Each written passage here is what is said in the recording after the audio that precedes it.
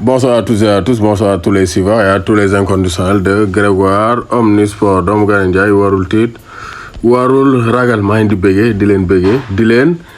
béggee donc on va parler donc du football local moom la ñuy démarrer football local bi donc le Casa Sport a été éliminé en phase éliminatoire de la Ligue des Champions donc Casa Sport JS Kabylie dañoo ñëw fi ñu door ko 1-0 bañ demee Algérie ñu door ñu 3-0 toujours c'est le même refrain on n'aura pas de représentant parce que Jaraaf bokkul Étoile Lusitana bokkul donc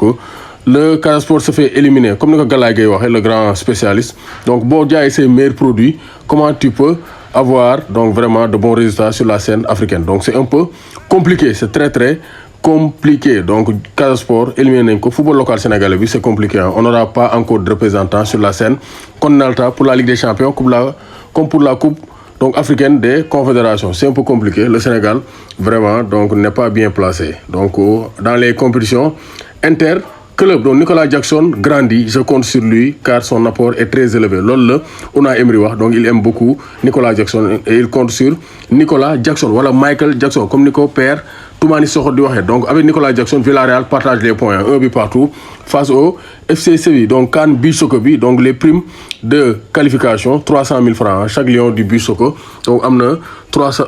000 francs comme prime de qualification donc gis nañ ne très bonne nouvelle pour Idrissa Gana Gueye donc Gana Gueye Everton décroche donc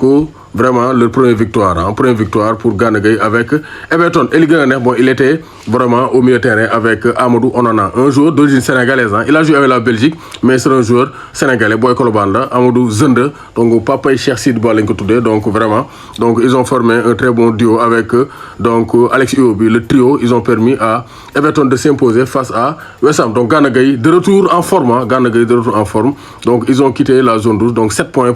ils sont 13e donc ça c'est une bonne nouvelle pour Aliou Cissé au moins un de ses cadres est en train de faire de très bons résultats donc même son de cloche pour Iliman Ndiaye comme ni ko turam diggoyee Iliman mooy ki jiite c'est le meilleur buteur sénégalais dans toutes les compétitions 5 buts donc il a encore marqué face à Preston North End donc 2-0 avec McBurney donc Sheffield United actuellement kenn mënu leen téye Iliman Ndiaye kenn mënu ko téye Sheffield 23 points leader devant Norwich 20 points donc vraiment rien à dire Iliman Ndiaye il prouve que donc c'est une valeur sûre du football sénégalais moo tax Aliou Cissé n'a pas hésité à le rappeler donc loolu aussi leer na donc Pape Gueye ak Marseille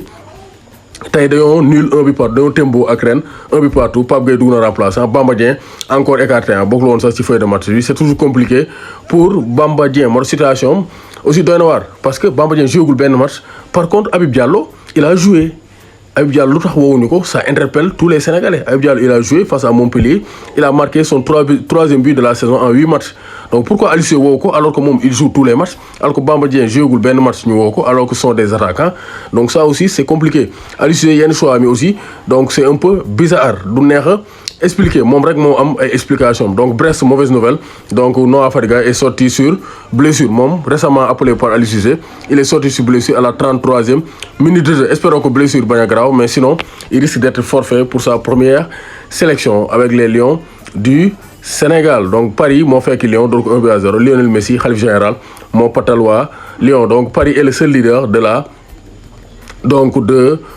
Ligue 1 française donc Monaco aussi ils sont réveillants avec donc Wissam Ben Yedder qui a encore marqué écarté par Deschamps donc vraiment il a réalisé un très bon match il a marqué pour retrouver le chemin des filets parce que Deschamps nee na il ne traverse pas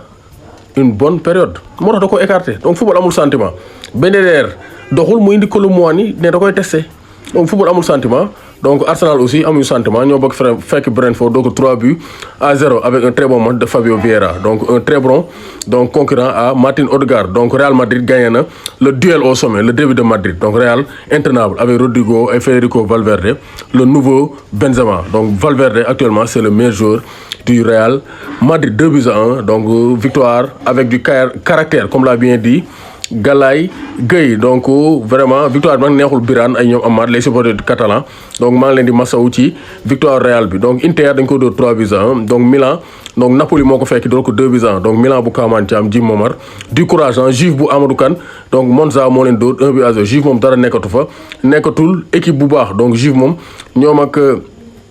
AS Darou Salam wala ASC Melax sax ñoo yem donc Juve moom vraiment dara nekkatu fa c'est la crise du côté de la vieille dame foo laal mu métti la vieille dame foo laal day métti donc loolu lay indiloon donc par rapport donc donc au football du week-end donc sur de ce dimanche donc Iliman Ndiaye buteur Papis Demba Cissé aussi buteur avec Amiens il a marqué son premier but sur penalty Papis Demba Cissé màggetum gone màggetub jinne lu mu màggetub golo lu mu màgget des na ay ngelet yu mën a jommal gone donc vraiment donc moom ba léegi des na ay ngelet yu Papis Demba Cissé nee na du màgget du bàyyi il a marqué son premier but avec Amiens. Bamba Dieng ne joue pas, Habib Diallo marque, il n'est pas sélectionné. Ça sont des incompréhensions, des incohérences de la liste d'Aliou Cissé. Donc Noah Fadiga blessé loolu aussi donc mbir la parce que suñu joueur yi moom actuellement affaire yi métti na trop budul blessure di méforme donc vraiment c'est compliqué. Gana Gueye décroche sa première victoire titulaire, ça c'est une très bonne nouvelle. Donc doomu Gaynde Njaay warul tiit warul ragal jàmm ci réew mi. ku bëgg sa aajo faju demal seeti sëñ Xaadim Mbàkke di sëtub Sëriñ Tuuba moo aay ci rab moo aay ci cat moo aay ci làmmiñ moo aay ci wutum këyit moo aay ci ndoxum siti donc ku ko bëgg